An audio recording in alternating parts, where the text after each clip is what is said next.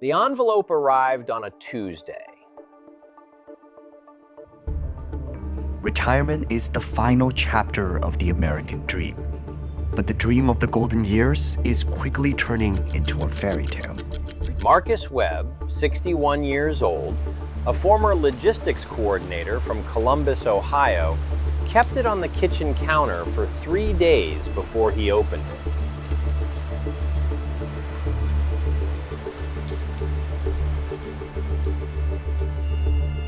He'd worked 32 years in warehousing and freight. He'd never missed a paycheck contribution. He and his wife Donna had allowed themselves to believe the numbers in that account meant something, that they were, against considerable odds, going to be okay. He opened it Thursday morning, alone at the kitchen table. At his current rate of contribution, working until 67, the full Social Security retirement age, he'd have saved enough to replace roughly 40% of his pre-retirement income. Social Security, if it stayed solvent, would add a little more. It would not be enough. I kept thinking that I'd done everything right, everything they told me to do. And I'm looking at these numbers and I'm thinking, who failed here? In 2026, a record 4.2 million Americans are reaching the age of 65.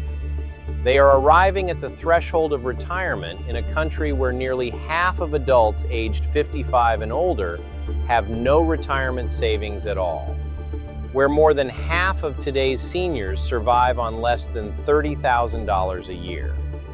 The 401k was supposed to prevent exactly this. It has not. The system has been reformed. A sweeping law called the Secure 2.0 Act, rolling out through 2026, has brought mandatory auto-enrollment, higher contribution limits, and super catch-up windows for workers in their early 60s.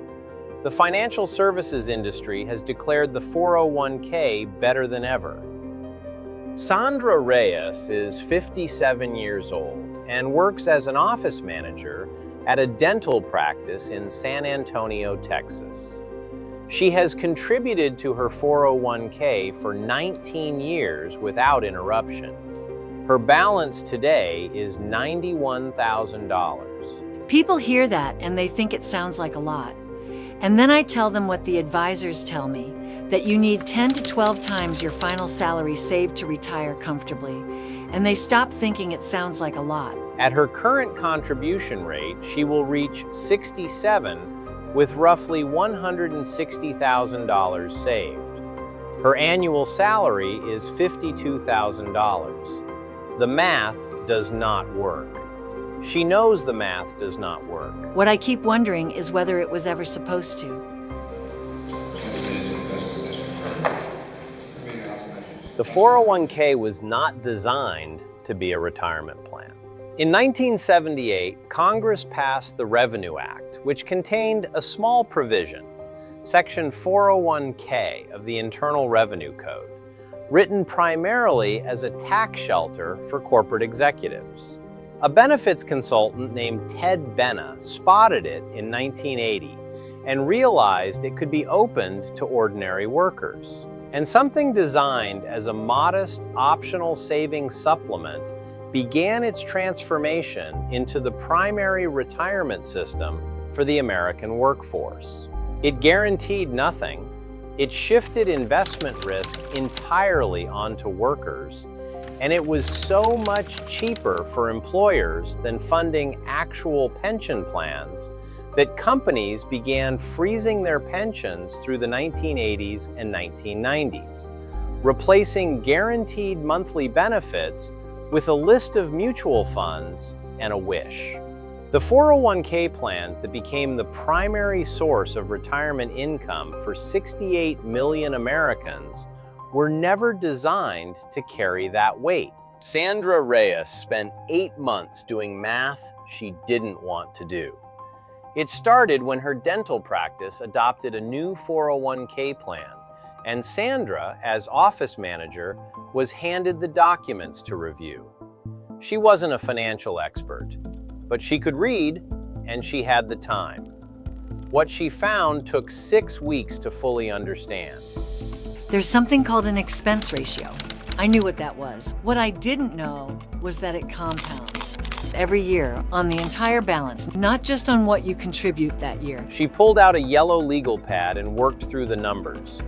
Her plan's mutual fund options carried expense ratios averaging 0.89%.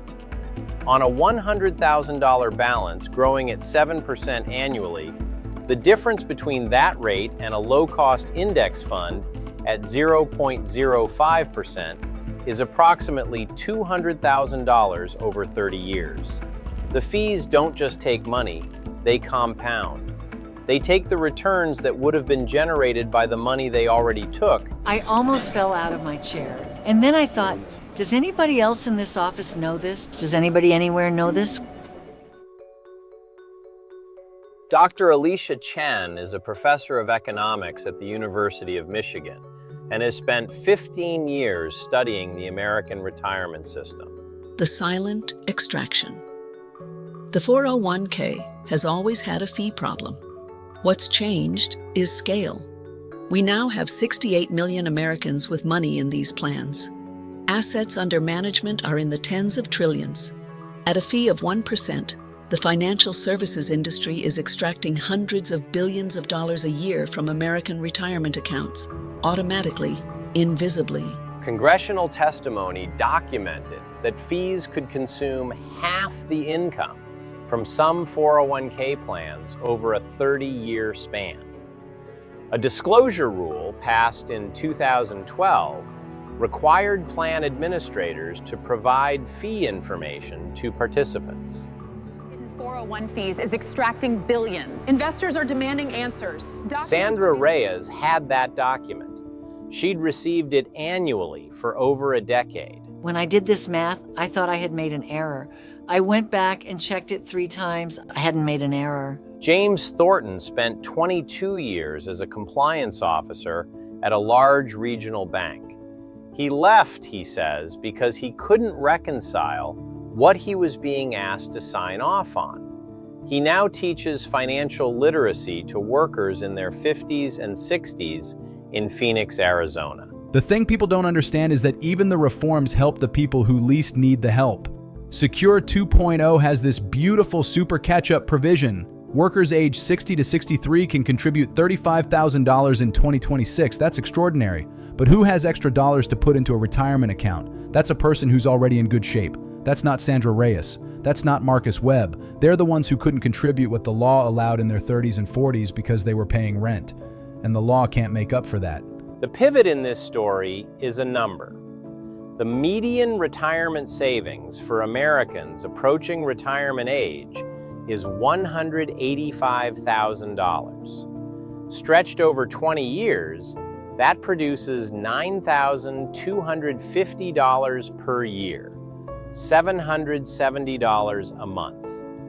The federal poverty line for an individual in 2026 is $15,060 per year. The median retirement savings of Americans approaching retirement produces an income that falls below the poverty line before the second year is out. The people who benefited most from the 401k revolution were people who already had money. The people who lost most from it were people who never had much to begin with and were told it would be enough.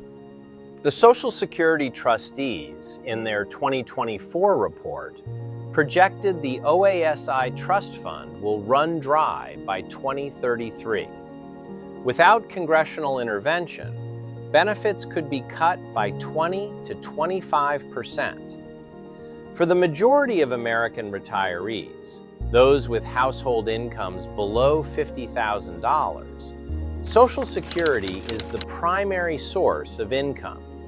61% say missing even half a payment would leave them unable to survive financially.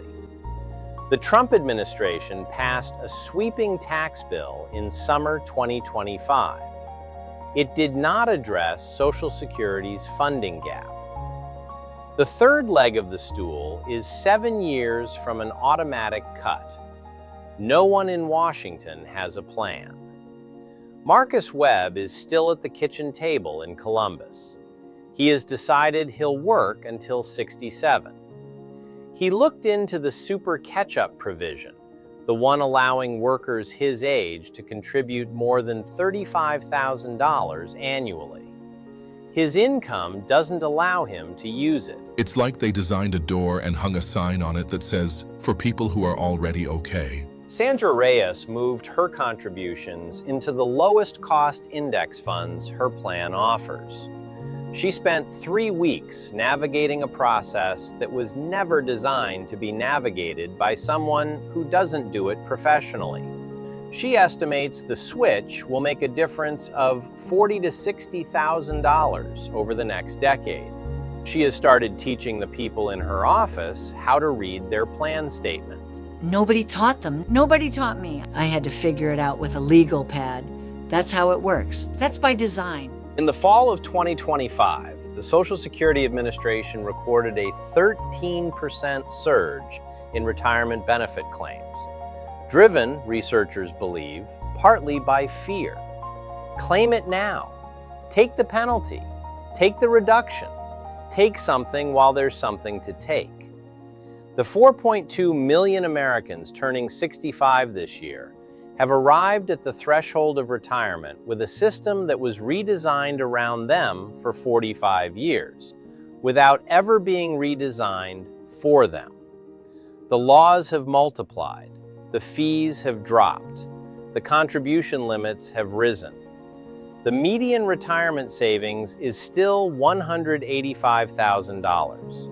The poverty line is still $15,060.